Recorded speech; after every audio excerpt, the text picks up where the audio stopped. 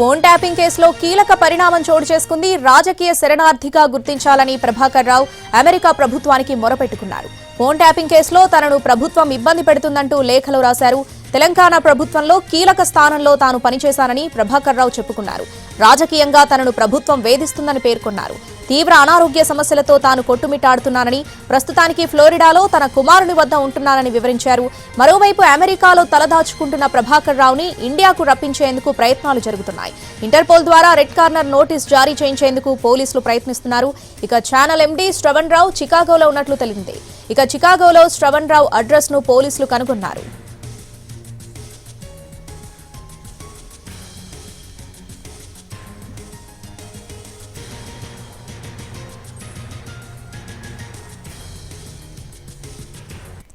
Phone tapping కేసులో కీలక పరిణామం చోటు చేసుకుంది. రాజకీయ శరణార్థిగా గుర్తించాలని ప్రభాకర్ రావు అమెరికా ప్రభుత్వానికి మొరపెట్టుకున్నారు. ఇక పూర్తి అప్డేట్స్ మా ప్రతినిధి రమేష్ వైట్ల అందిస్తారు. లైవ్లో రమేష్ వైట్ల.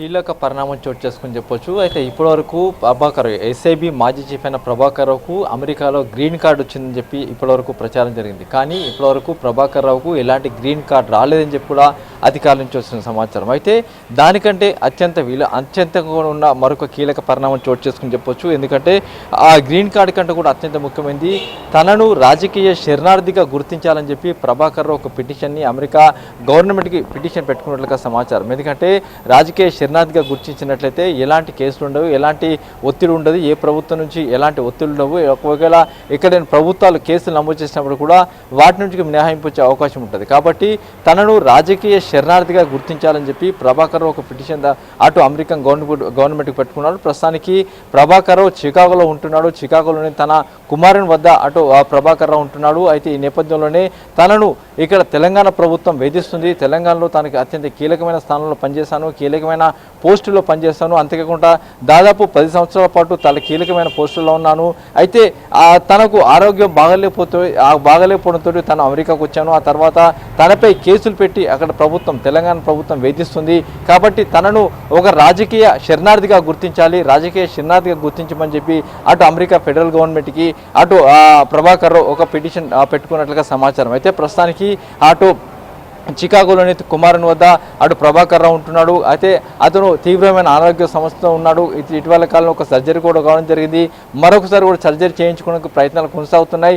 అయితే ఇప్పటికే అటు గ్రీన్ కార్డు వచ్చిందని చెప్పి కూడా కొంత సమాచారం ఇప్పటికీ వచ్చినప్పటికీ అది పూర్తిగా అవాస్తవం. ఎందుకంటే డిపెండెంట్ వీసా మాత్రం రాగలుగుతుంది. కాబట్టి డిపెండెంట్గా ఉన్న వాళ్ళకి గ్రీన్ కార్డు వచ్చే అవకాశం లేదని చెప్పి కూడా ఇప్పటికే అధికారులు కొట్టిపారేయడం జరిగింది.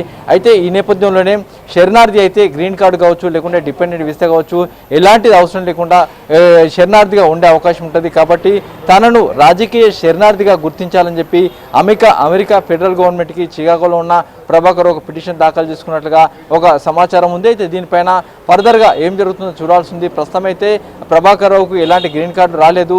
కేవలం అతను రాజకీయ శరణార్థి కోసం ఒక పిటిషన్ దాఖలు చేసుకున్నాడు. మరోవైపు చూసినట్లయితే ఇంటర్పోల్ ద్వారా అటు రెడ్ కార్నర్ నోటీస్ జారీ చేయించి ఇటు హైదరాబాద్కి ప్రభాకర్ రావును రప్పించేందుకైతే ప్రయత్నాలు కొనసాగుతున్నాయి. ఆ ప్రయత్నాలు మాత్రం నిర్మించుకోలేదు. ఆ ప్రయత్నాలు ఇంకా కొనసాగుతున్నాయి. చివరి ఇంటర్పోల్ ద్వారా రెడ్ కార్నర్ ఇప్పించే నోటీసు ఇప్పటికీ చివరి దశకు చేరుకుంది. కాబట్టి రెడ్ కార్నర్ నోటీస్ జారీ అయిన వెంటనే ప్రభాకర్ రావు ఇండియాకి రప్పించే ప్రయత్నాలు అయితే చేస్తామని చెప్తున్నారు. మరోవైపు చూసినట్లయితే ఒక ఛానల్ మాజీ ఎండీ కమ్ చైర్మన్ అయిన శ్రవణ్ రావు ప్రస్తుతానికి ఫ్లోరిడాలో ఉన్నట్టుగా సమాచారం. అతను పూర్తిగా దాదాపు చాలా దేశాలు తిరిగిన తర్వాత ఇటీవల కాలంలో ఫ్లోరిడాకు చేరినట్టుగా అధికారులకు వస్తున్న సమాచారం. అయితే ఏది ఏమైనప్పుడు కూడా ప్రభాకర్ రావు అత్యంత కీలకమైన ఒక స్టెప్ వేశాడని చెప్పొచ్చు. ఎందుకంటే ఫోన్ ట్యాపింగ్ కేసులో అత్యంత కీలకంగా ఉన్న ప్రభాకర్ రావు ఈ కేసుకు వచ్చినట్లయితే పూర్తి సమాచారం బయటకు వస్తుంది.